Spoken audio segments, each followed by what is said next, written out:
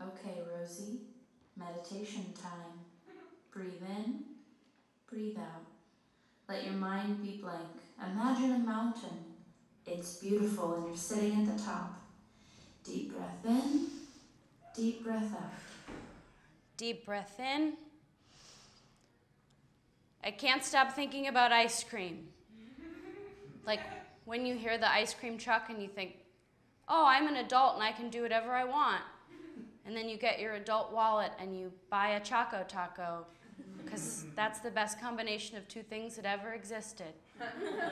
Come on, clear all thought. Take a... Ice cream in. Ice cream, no. Okay, just calm yourself. Breathe in, breathe out. Just say your mantra. Your mantra.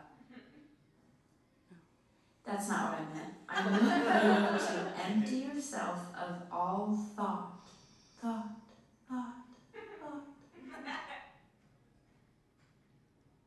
Do you think Beyonce would let me give her a bath? That's weird. Yeah, that is weird. Do you know what else is weird? Skin tags. Like, is that just a bunch of skin that all kind of gathered in one spot and turned into a sticker? And are we just all passing around the same ball of skin like, tag, you're it? You're funny, huh? Rosie, you need to meditate. Do I, though? You know what happens when you don't meditate? What? You get cranky. You get cranky! We are the same person. So? And when you get cranky, you use food as comfort, and you eat things that are bad for you. Nutella is not that bad for me. It is a breakfast food. And then your tummy hurts, and you start yelling at your friends, and they're like, okay, bye, Rosie, you're cranky. And you're like, oh no, I have no friends. And then you blast music, and your neighbors complain. And then you leave a flaming poop bag on their doorstep, and then they tell the landlord, and they kick you out, and then you're homeless. Ugh. Told you so. Fine, I will meditate. Later. Okay. So, clearly I have always had trouble with meditation. That was me. I'm Rosie. This is my show. So, I learned how to meditate when I was 4 years old, and that means I've had 23 years to master the art of closing my mind and focusing on my mantra, and I can't do it. But you probably are wondering, why did I learn how to meditate when I was 4? Well, it was kind of my religion. Most people I knew grew up with a religion, whether they liked it or not, and while other kids were in Bible school, I was in a cult!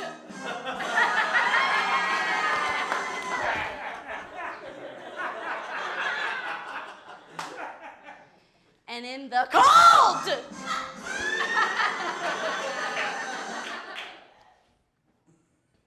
We did cult things, cult! I said cult, God damn it. We'll talk more about that later. But one of the major tenets of this cult is that you cannot harm living creatures. So I grew up a vegan in North Carolina. That means no pizza at pizza parties, no candy at Halloween, no milky, eggy birthday cake. So I did what, any kid would do, and I stole Kit Kats from the gas station counter and put them in my sundress. Because my bosom was the same shape. I love chocolate so much. I just always wanted the things I couldn't have. So when I was 11, my mom took me to a holistic doctor, the kind that looks at the whole problem, and she said that I needed more protein. And in her medical opinion, that meant I should be eating eggs.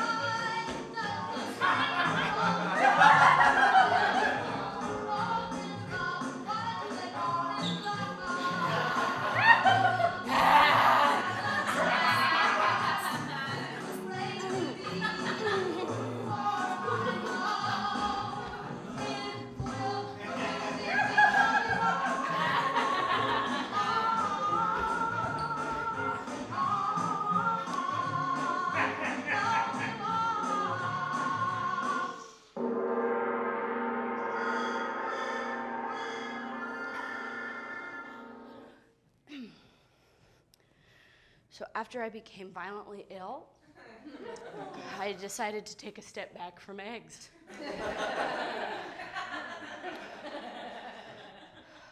What was I talking about?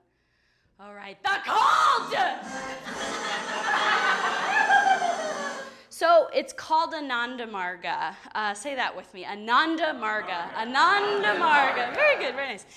And that means path of bliss in Sanskrit. And it was started by this guy, we call him Baba. Try that, Baba. Baba. Oh, so cute. And that means father in Sanskrit. And basically, the tenets are pretty much love is all there is. That's literally kind of the mantra we say. This is kind of a lot for me to explain. So I'm going to let one of the guys I grew up with in the cult, one of my favorite dudes, Dustin Granger, kind of take it from here. He's here tonight, so just give it up for Dustin.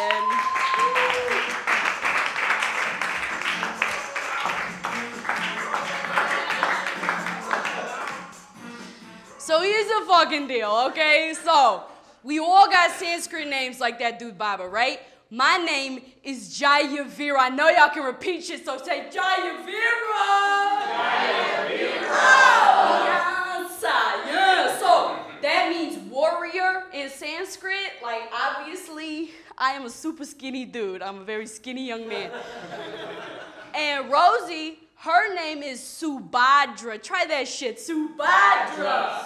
Subhadra. Yeah. And that means one who sees beauty in other, which is not hard when she looks at me.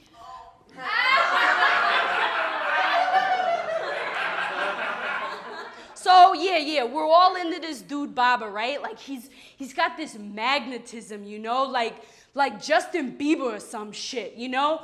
But like Bieber fans are called Beliebers, and Ananda Marga people are called Margies, but Baba didn't have as much hair as Justin, and so we all man, Bieber is so underrated, like crazy underrated. Like, you know that song, Love Yourself?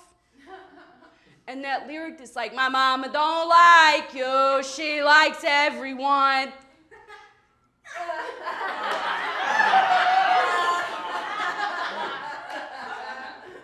That is like poetry, you know, like all succinct story in one fucking line. That shit's crazy. So anyway, we got this symbol, right? This is our symbol. Okay, so it starts with a 6-pointed star. You may recognize this from Judaism, right? We start there, then we got a little sun. Oh, so pretty, that's so nice, how calming, right? And then in the center, we got a swastika. Now, here's the fucking thing. This symbol used to be a sign of peace and love until that little troll with the poop stash took it and made something real nasty. His little dicklet. Fuck. But we use it as it was originally intended. So this is real. And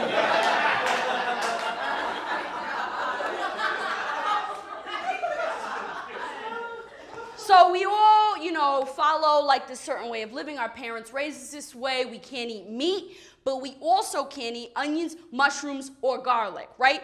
Mushrooms, because they are decomposers, which means they literally eat dead things. They're like little freaking monsters.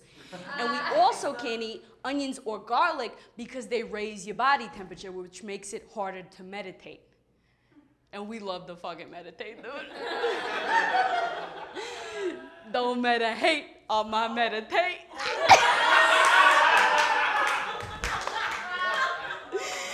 Yo, I gotta tell my mom about her. I love her so much.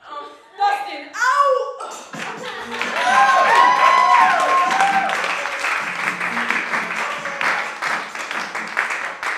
So clearly we're really into this dude Baba, right? He's a cult leader, so he's gotta be a little magical. And I was super into magic growing up, like Mary Poppins kind of shit, you know, like snap your fingers and everything just goes where it should and you don't have to do any work. And I had this recurring dream about what I would look like when I grew up, like what my adult self would be, and it was always the same.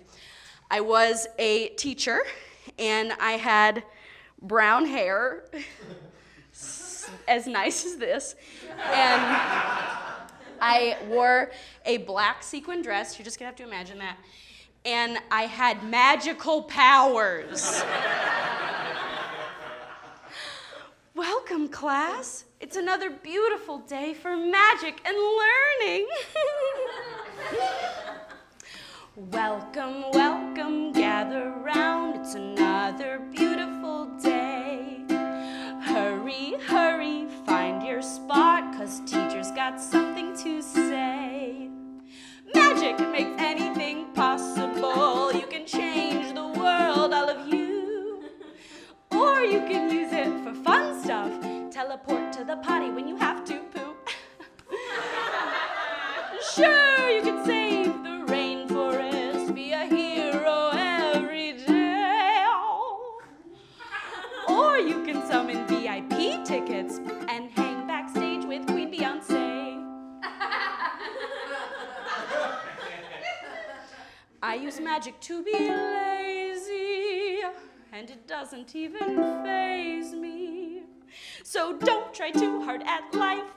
She'll take care of it, 'cause magic's your wife. You can fly everywhere if you have bad knees. And if that guy at work calls you sweetie, fill his car full of bees. You can set the world free, or you can conjure margaritas and be a baller like me.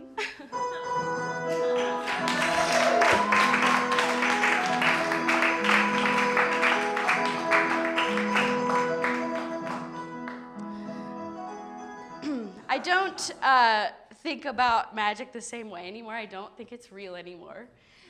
Except when I'm at Mariano's, because that is the best place on earth. Got a Mariano's fan in the house. So here's a few more tidbits about the cult. Yeah, you didn't even get the sound cue.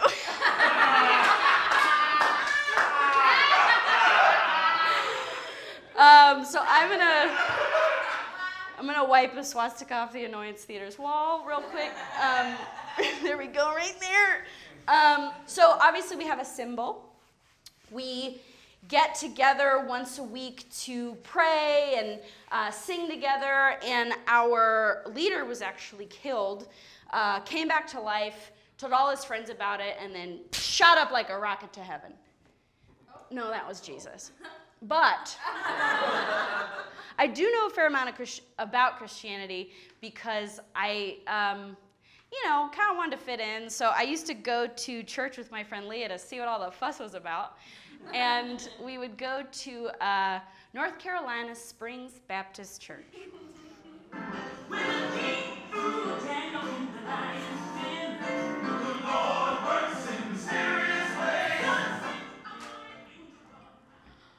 Oh, hello, Leah.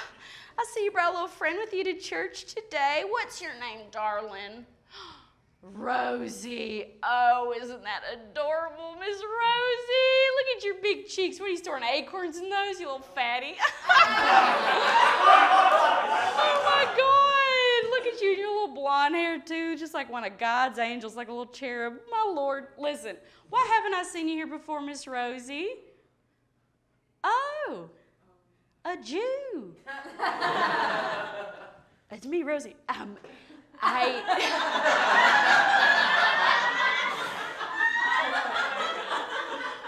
So I was actually also part Jewish on my mother's side, so it is real. Oh, well, honey, you're lucky that you're friends with Miss Leah here, because we got to get some Christ in you, okay? Don't get me wrong, I love Jews. My baker's a Jew. I would not trust my bagels with anybody else, honestly. Jews at the bank, can't trust them. They'll steal your money sure as they wear those little hats and those Shirley Temple curls. Ooh, bless their hearts and their souls, my goodness. You know what you need, Miss Rosie? You need to come to Bible school. There are a lot of little cute boys in there, and I know how girls your age are always thinking about boys. No? You don't like boys? You're not a queer, are you?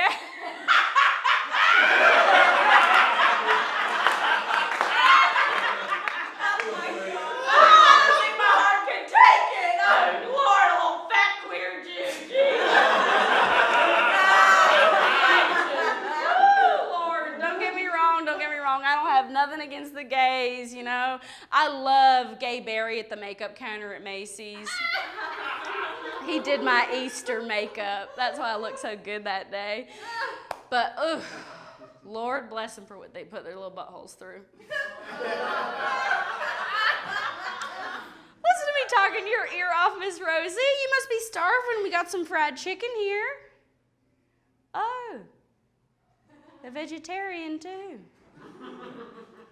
Get the fuck out!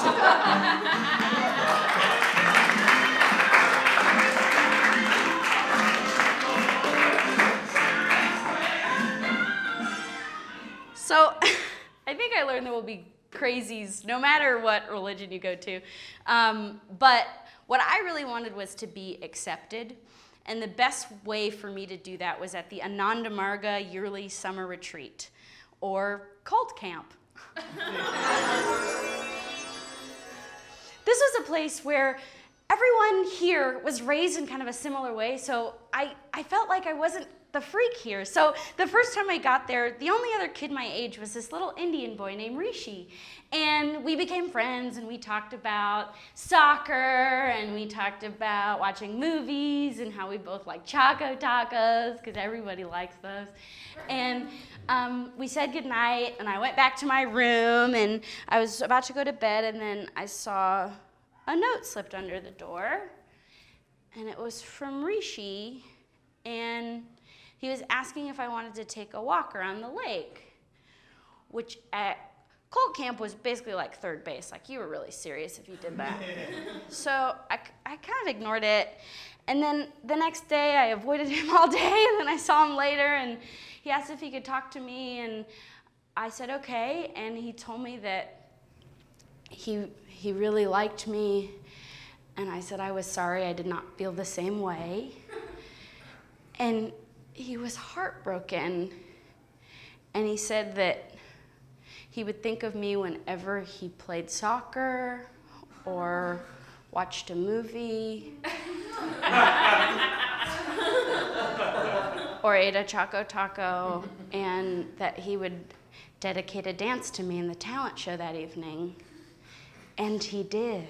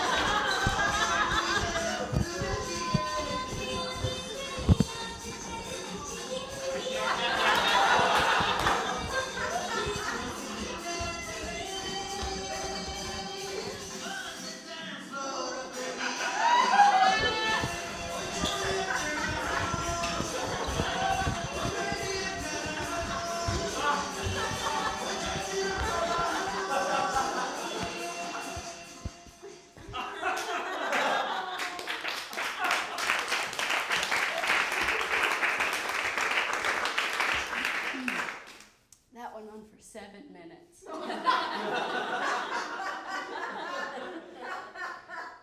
7 minutes! You can change the oil in a car in 7 minutes. You can make dinner and walk the dog in 7 minutes. You can masturbate at least 2 or 3 times in 7. Well, 7 times if you meet.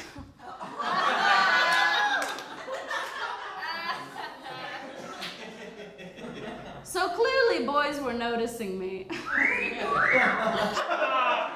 And baby, I was noticing them too. My first kiss was at the retreat that year with another cult classic, Toby Maxwell. Can I kiss you? Yeah.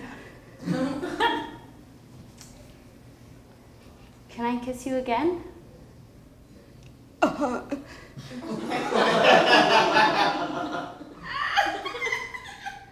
Can I kiss you? Yeah. And we just kept doing that.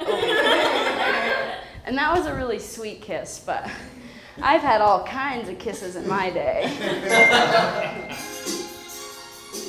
Stuart Orns, helicopter kiss.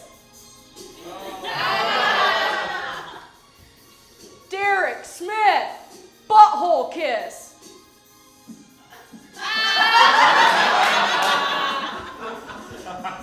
Dan Cohen, watermelon kiss.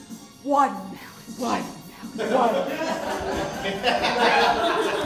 Eric Rasker, fish kiss.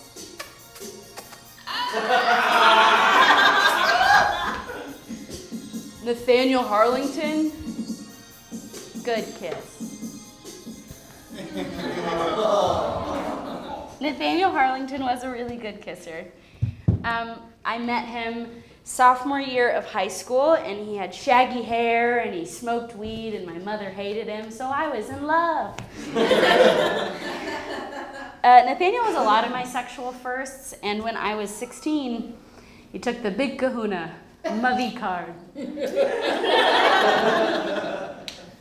And I don't remember my first time hurting like a lot of girls do, but that could have been because he had an average to less than average sized penis, which I was thrilled about.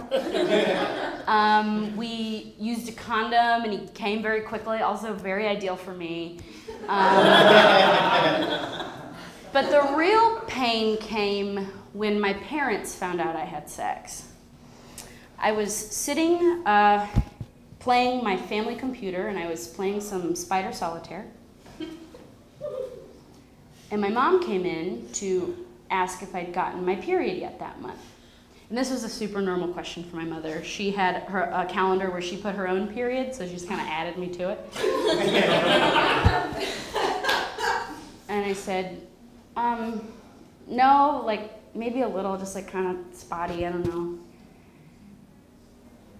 And she got very quiet and said, Rosie, have you and Nathaniel had sex? What? No. What? No, why would you say that? No. Because spotting, like you experienced, can be a sign of pregnancy.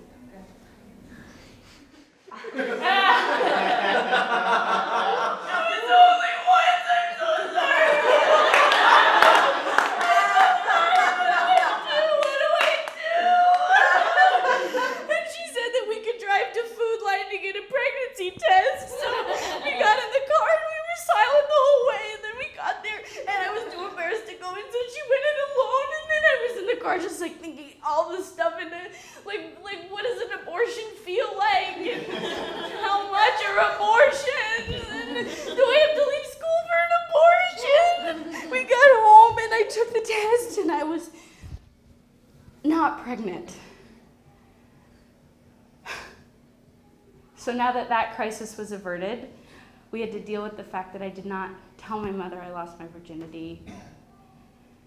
And she was pretty sad and said that she loved me and I could tell her anything, and she wished I'd told her, but she understood, and that she would tell my dad. I didn't see him until he came home from work the next day. Hi, Dad.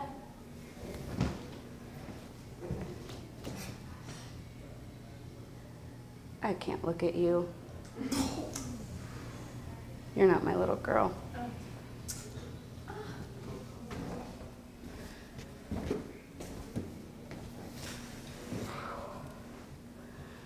Well, fuck, right? Jesus Christ, Dad! Fuck me, Daddy, why? And it was crazy because he before. I mean, honestly, my parents are two of the most sexually open people I know. Like, they still have sex, and I know that. And it was never stigmatized in our house. And I think it was just, he couldn't take that his little girl had grown up. And I'd had sex. And I liked it. And I still like it. I've had all kinds of sex.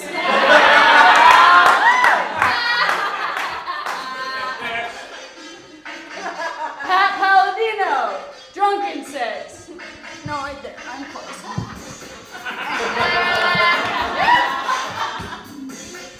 Eric Magner's forbidden sex. I had a girlfriend. Perry Diamond, excited sex.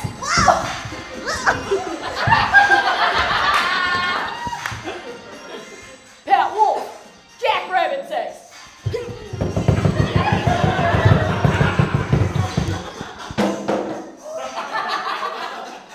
Ray de la Cruz, UTI sex.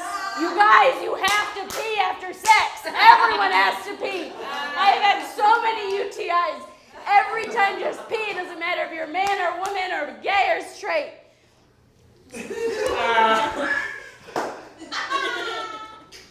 So clearly I was awakened to boys, but my cult taught me to love everyone, so why not give girls a try? My first girlfriend was Kimberly Peters, and I met her sophomore year of college on a study abroad trip. And when I told my parents I had a girlfriend, they said, "That's great, honey, we're so happy for you." We'd come a long way. And I don't know, that solidified it for me, just in terms of like, for me, doesn't matter, boy, girl, whatever. I will say that I noticed my relationships with women tended to be a bit more dramatic. You found that button, huh?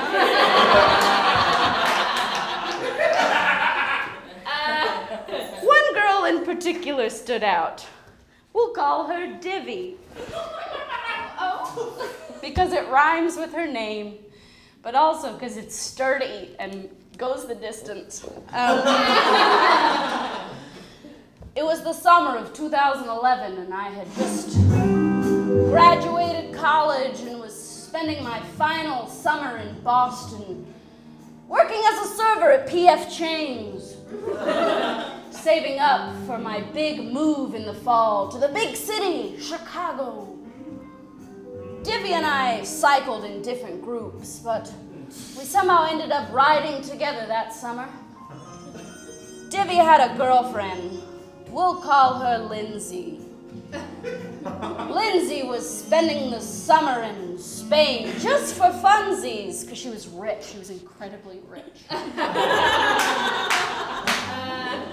So Divvy and I geared up for a fun summer.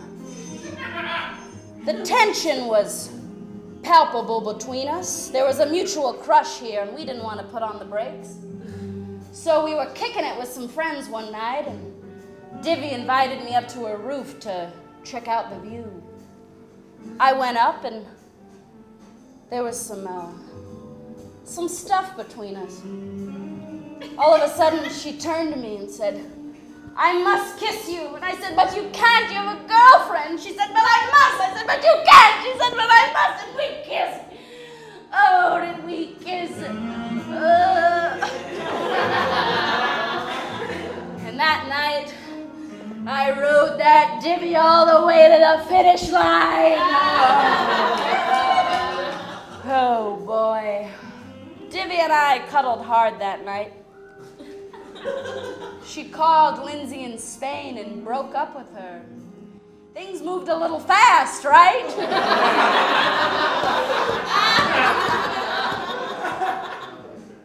Much like a biker at a stop sign, Divvy and I did not slow down, and we pissed some people off.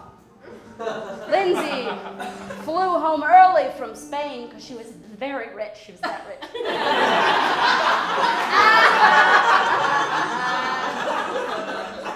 And Lindsay, she made it her mission to win Divvy back. We was moving in the fall, but we had feelings for each other. And one night I remember having a particularly difficult shift at P.F. Chang's. She met me on my walk home. She took my hand, and as we were walking, all of a sudden she turned to me and said, "I can't do this." And she had done this so many times before, but I cared about her, so I said, "I love you." And I don't care if you say it back. I said it, so that makes me free. And you're making a huge mistake. Huge. Enormous. This is the biggest mistake of your life. You will regret it. Dramatic, right? So I did end up moving to Chicago that fall, and that was probably one of the hardest years of my life. I wasn't really a part of Ananda Marga, the cult, at the time, because of the whole gay thing, and their views on homosexuality were a bit hazy, like with so many other cults, and I didn't know what to do. This thing that I'd grown up with and always had made me feel like an outsider was now something that I felt excluded from. And I don't know, was it even for me? Did I know that much about it? I didn't talk to people about it because I just thought that they would judge me and think I was a weirdo freak. So I just kind of didn't talk about it, and I'm alone, and I'm starting to get anxious, and my thoughts are taking over and kind of running away with them, and I just need to go back to what I know.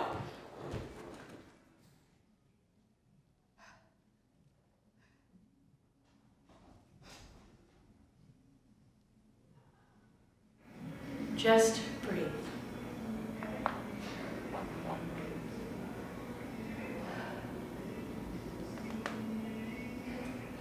This is what I know. I love the way I was raised, but being part of this thing always made me feel like a freak.